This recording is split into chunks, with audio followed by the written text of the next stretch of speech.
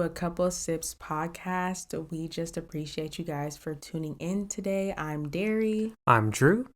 And welcome to a Couple Sips. So we are back in our regular studio settings, right? Yeah, we were at my parents' house for 1 week. They didn't have the best, sound protection, but we're back in our apartment, which has a little bit better sound protection. So hopefully everything sounds great.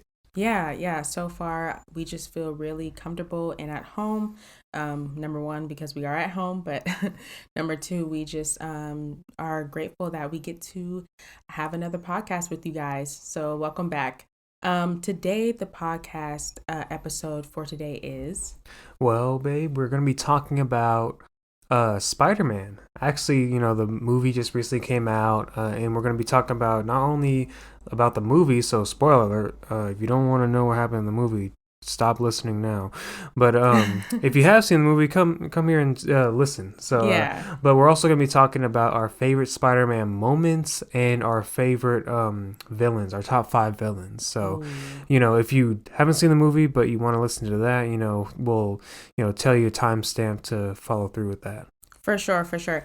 I just want to say shout out to all the directors, producers, actors, actresses in the movie, because the movie was fire. Like, it was bomb. It was really good. For sure. And I feel like, they casted really well. Yeah. They definitely did a good job with the casting. I mean, you knew Tom Holland was going to be there. You knew the regulars, Aunt May, Zendaya as MJ, Ned, his friend, all that was going to be there. But they brought in people that we didn't even know was going to be in there, like Daredevil. Yeah. Daredevil came in the beginning. Yeah. Bro, that scene was so funny.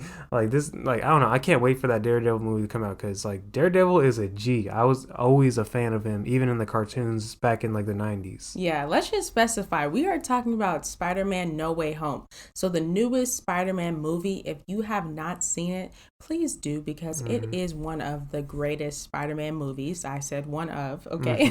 It is the greatest in the past 10 years. Yes, for sure. The greatest in the past 10 years. We are Spider-Man fans. I think that I give you credit, babe, because I wasn't much of a Spider-Man fan growing up. Okay. My favorite superhero was Iron Man and Black Panther. Okay. But now Spider-Man is a favorite of mine. Hey, I'm just saying, there's something, with Spider-Man, his origin story, Peter Parker, this nerd, this nobody coming up and being this, turns into this really cool superhero. It's crazy, because Spider-Man has just always been a staple of mine. I mean, I am a little bit biased because he is actually the first superhero that I, grew up watching. But at the same time, it's like Spider-Man is just on a different wavelength compared to any other superhero, in my opinion. For sure. Spider-Man is different. And it took me realizing through the movies and through the comic books and even talking with you that Spider-Man, he holds a different type of aura. He holds a different type of power when it comes to superheroes and things like that. And I feel like the Avengers don't really show him much love. I definitely give you, I can definitely agree with that with you. And it's crazy too, because I watched this YouTube video the other day with they were interviewing Stan Lee and his favorite superheroes, of all time. And he's like, well, they're all like my children, I created all of them, so they all have a special place in my heart. BS, bro. Because literally when they were doing that interview, you see nothing but Spider-Man paraphernalia everywhere. Wow. It's just Spider-Man themed room, and I'm like, bro, you definitely have a favorite, and it's okay. You don't have to hide it. Yeah, Spider-Man is it's just something different, I mean, I don't know. To me, I know this is kind of off topic, but who is the most boring superhero out of all the Avengers? You feel like who's you have a superpower, but we don't really need you. I'm gonna piss off a lot of people here, but in my opinion, it's Hawkeye. I knew you were gonna say that. Okay. I mean, I'm just saying, bro, you're basically the Green Arrow of Marvel. I don't know. I feel like I've seen you before. I mean, obviously you're your own character, but at the same time, I love the actor who plays Hawkeye and the MCU. But great actor. I'm just saying, as a character, I don't know, man. Like, we don't really need you. And it's like, I mean, I'm just saying right now, they did not need to sacrifice Black Widow over you, bro. Like, in my opinion, Yeah, Black what the Widow serves a heck? bigger purpose than you, and technically, you have more of a superpower than she does. Yeah, because Black Widow, I mean, she knows how to fight. She knows how to Hmm. combat.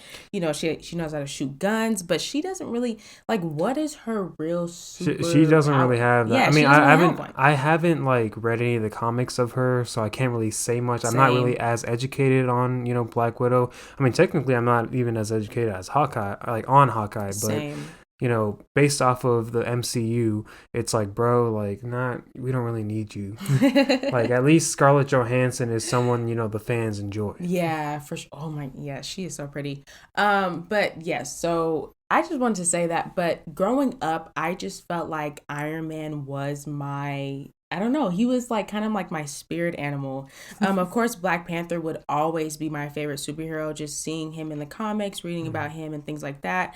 But Iron Man, for some reason, like Robert Downey Jr. just he like Well, he crushed it. it's just the simple fact that Robert Downey Jr. is probably the best actor in the whole entire Yeah. MCU. Like, Oh, for sure. he definitely has, a different, flavor to his acting, and it's like you're just attracted to his humor, his witty humor, and he's kind of one of the most relatable characters in terms Yeah. of like just how much you just don't give a fuck, like, I don't give a fuck, like, this is who I am, and Yeah. you either accept it or you don't. I don't care. Yeah, I think he just reminds me a little bit of me just wanting, I guess, to succeed and wanting more and creating something out of nothing because, just building from the ground up. Even though he was, a millionaire or whatever, he started, Mm. he was rich already, but, creating Iron Man was something that was so different and so unique.